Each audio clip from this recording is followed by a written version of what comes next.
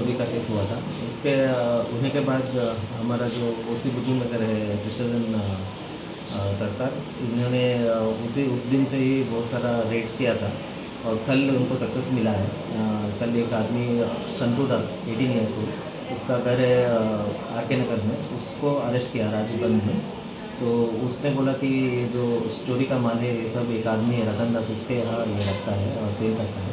तो हम लोग उधर से जाके रतन दास के घर में रेड किया, तो उधर से हम लोगों को 8 बाइक्स रिकवरी हुआ है, 4 वाटर पंप्स और इलेक्ट्रिक वायर जो कॉपर वायर्स है, आयरन जैक कटर और कुछ टेम्पल का यूटेंसिल्स है वो भी हमको मिला है। टोटल इसका वैल्यू 6 to 7 lakhs है मार्केट वैल्यू।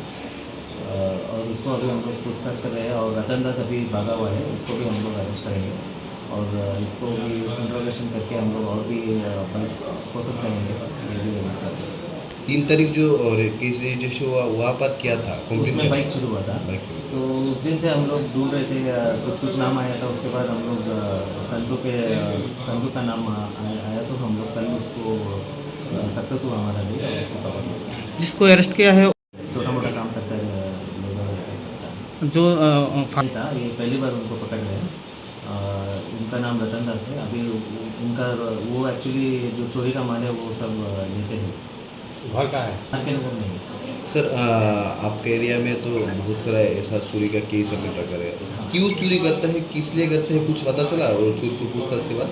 नहीं, चोरी तो ये जनरल क्राइम है ये। उनका जैसे चोरी का एक हम लोग प्रिवेंटिव एक्शन, जब हम लोग करते रहते हैं प्रिवेंटिव एक्शन भी, और चोरी का एक पर्टिकुलर रीज़न तो हम बता नहीं सकते क्या है। पूछताछ करके कुछ पता नहीं चला उनको? नहीं, ये पैसे के लिए करते रहते हैं। एक्चुअली क्या करते हैं तो चोर है वो, उनका क्रिमिनल्स है, हम लोग क्या बोल सकते हैं।